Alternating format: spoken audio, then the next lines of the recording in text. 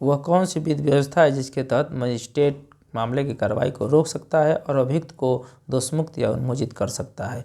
नमस्कार दोस्तों, एक बार फिर आप लोगों का स्वागत है आपके फेवरेट चैनल माँ लीगल रिसर्च सेंटर में। दंड प्रक्रिया संहिता 1973 की धारा 258 के तहत कोई भी मजिस्ट्रेट किसी भी मामले की कार्रवाई को रोक सकता है और अभियुक्त को उन्मोचित या दोषमुक्त कर सकता है। तो दोस्तों, CRPC 258 क्या विधि व्यवस्था देती है? CRPC 258 बताती है दोस्तों, परिवार से भिन्न संरक्षित मामला जो समन मामला है उसमें कोई भी प्रथम वर्ग मजिस्ट्रेट या मुख्य न्यायिक मजिस्ट्रेट की पूर्व मंजूरी से कोई अन्य मजिस्ट्रेट कारण अभिलिखित करते हुए मामले की कार्रवाई को किसी प्रकरण पे रोक सकता है। और ऐसे कार्रवाई में यदि गवाहों का बयान अभिलिखित किया गया है तो ऐसी कार्रवाई रोकने के बाद मजिस्ट्रेट जो है अभियुक्त को दोषमुक्त कर सकता है, अन्य दशा में उसको छोड़ सकता है। ऐसे छोड़ने का प्रभाव दोस्तों उन्मोचन होगा। तो दोस्तों, इसमें कुछ शब्द आए हुए हैं इस सेक्शन में: परिवाद, समन मामला, उन्मोचन और दोष मुक्ति। तो मैं इसके बारे में क्रम से आपको समझा रहा हूं दोस्तों। परिवाद क्या होता है? परिवाद के संबंध में CRPC अर्थात दंड प्रक्रिया संहिता का सेक्शन 2D स्पष्ट करता है दोस्तों। तो 2D ये कहता है दोस्तों कि किसी भी मजिस्ट्रेट से कार्रवाई करने की दृष्टि से मौखिक या लिखित में किया गया ऐसा कथन है कि कोई व्यक्ति जो अज्ञात हो या ज्ञात हो कोई अपराध किया है तो उसके संबंध में जो है कार्रवाई किया जाए, तो इसी को हम कंप्लेंट कहते हैं, परिवाद कहते हैं। लेकिन इसमें पुलिस रिपोर्ट नहीं आती है दोस्तों। इसके सेक्शन 2D में एक स्पष्टीकरण दिया गया है दोस्तों। इसमें बताया गया है कि जब कोई पुलिस अन्वेषण करती है और अन्वेषण के दौरान जो है उसको ये मामला प्रतीत होता है कि ऐसा ये मामला जिसमें अन्वेषण पुलिस कर रही है और असंज्ञेय मामला है, तो उसमें जो रिपोर्ट सौंपी जाती है उसको हम परिवाद कहते हैं।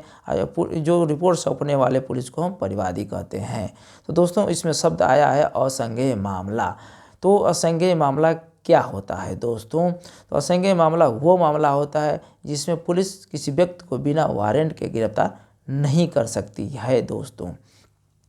तो इसी क्रम में मैं बता दूं, मामला असंज्ञेय मामला जिसके संबंध में पुलिस किसी व्यक्ति को वारंट के बिना गिरफ्तार नहीं कर सकती है, जो कम गंभीर प्रकृति के मामले होते हैं। और ज़्यादा गंभीर प्रकृति के मामले को हम संज्ञेय मामले कहते हैं दोस्तों, जिसमें कोई पुलिस किसी व्यक्ति को बिना वारंट के भी गिरफ्तार कर सकती है दोस्तों। तो ये कंप्लेंट के बारे में सेक्शन 2D जो बताता है CRPC प्रावधान करता है, उसके संबंध में आप लोगों को मैं समझाया दोस्तों। तो इसमें दिया गया है परिवाद से भिन्न मामला। तो परिवाद के बारे में मैं बताया दोस्तों। तो 258 के तहत जो मामला आएगा वो परिवाद से भिन्न मामले आएंगे, जिसकी शक्ति का प्रयोग जो है कि मजिस्ट्रेट कर सकता है और अभियुक्त को उन्मोचित या दोषमुक्त कर सकता है कार्रवाई रोकने के बाद। तो परिवाद से भिन्न मामले अर्थात जैसे दोस्तों FIR। अब FIR के बारे में चर्चा करूं दोस्तों। FIR क्या होता है? जब कोई घटना घटती है दोस्तों किसी व्यक्ति के विरुद्ध, तो वो पुलिस की सहायता लेना चाहता है। उसकी दृष्टि में यही आता है कि प्रथम सूचना पुलिस को दी जाए या थाने पर जाए जाए, अपने आप बीती उसके साथ हुआ है उसके संबंध में बताया जाए। तो घटना के संबंध में जो थाने पे या थाने पर प्रथम सूचना दी जाती है उसी को हम प्रथम सूचना रिपोर्ट कहते हैं, फर्स्ट इन्फॉर्मेशन रिपोर्ट कहते हैं दोस्तों। तो ये दो घटना घटी तो अब थाने पे जाकर कोई व्यक्ति उसके संबंध में रिपोर्ट करता है। दूसरा उपचार ये होता है कि उस घटना के संबंध में आप मजिस्ट्रेट के सामने जाके जो है लिखित या मौखिक कथन कर सकते हैं, बता सकते हैं कार्रवाई करने की दृष्टि से। ठीक, तो इसी को हम कंप्लेंट कहते हैं दोस्तों, परिवाद कहते हैं। क्लियर हो गया दोस्तों? मैं समझता हूँ कि परिवाद के संबंध में आपको क्लियर हो गया होगा दोस्तों। अब दूसरा शब्द आता है समन मामला। तो समन मामला क्या होता है दोस्तों? तो समन मामले के संबंध में दंड प्रक्रिया संहिता की धारा 2W में जो है समन मामले के संबंध में बताया गया है। तो CRPC 2W ये बताती है कि समन मामला वह मामला है जो वारंट मामला नहीं है। फिर कंफ्यूजन दोस्तों, वारंट मामला तब क्या होगा? तो वारंट मामला वो के संबंध में सीआरपीसी इसी सीआरपीसी में दोस्तों 2X में बताया गया है। तो वारंट मामला वह मामला है जो मामला जो है कि 2 वर्ष से ऊपर की सज़ा का प्रावधान करता है, या कोई अपराध अगर घटता है तो वह समन मामला है कि वारंट मामला है, वो उस पर लगाए गए जो है कि दोष लगाया जाता है, जो कालावधि होती है दंड की उसी से डिफाइन किया गया है दोस्तों। तो 2 वर्ष से ऊपर के जो सज़ा है किसी मामला में, किसी अपराध के संबंध में, तो वो वारंट मामला होगा।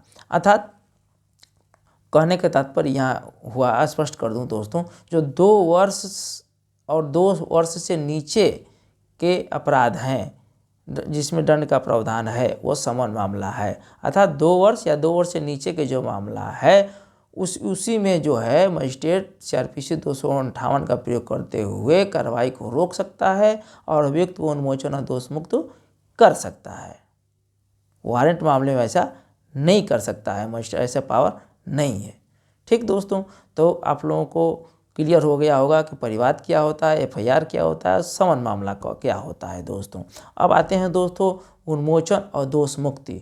तो इसमें दोनों चीज़ बताया गया है दोस्तों।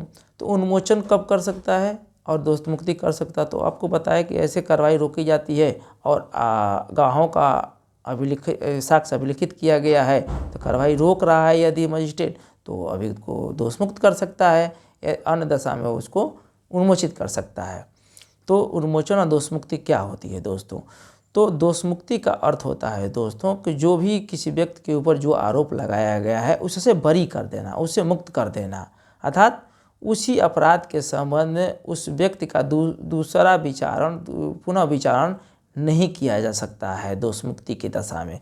लेकिन उन्मोचन की दशा में दोस्तों यदि किसी मामले के विचारण में किसी व्यक्ति को उन्मोचित किया गया है तो उस मामले को पुनः उस व्यक्ति के विरुद्ध विचारण किया जा सकता है, उस मामले का विचारण पुनः व्यक्ति के खिलाफ किया जा सकता है दोस्तों। ये बहुत अंतर है दोस्तों, ज़मीन आसमान का अंतर है दोनों में दोस्तों, कन्फ्यूज मत होइएगा दोस्तों।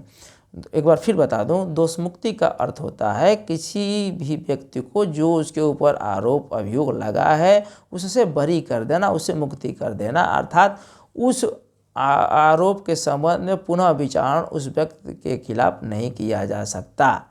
लेकिन उन्मोचन की दशा में दोस्तों उसका पुनः विचारण किया जा सकता है। तो दोस्तों ये मजिस्ट्रेट को पावर है सीआरपीसी 258 में कि ऐसा वो कर सकता है। अगर समन मामला से भिन्न मामला है, अगर समन मामला है और वारंट मामला से परिवार से भिन्न मामला अगर सुनिश्चित होता है तो उस पर वो सीआरपीसी 258 का प्रयोग करते हुए अभियुक्त को दोष मुक्ति और उन्मोचित कर सकता है। तो दोस्तों आज के लिए इतना ही। मैं आशा करता हूँ कि आप लोगों को काफ़ी समझ मिला होगा, इस वीडियो से काफ़ी कानून के बारे में जानकारी मिली होगी दोस्तों। तो आगे फिर मैं आप लोगों के सामने एक बेहद कानून के बारे में चर्चा करने के लिए उपस्थित पुनः होऊंगा। नमस्कार दोस्तों।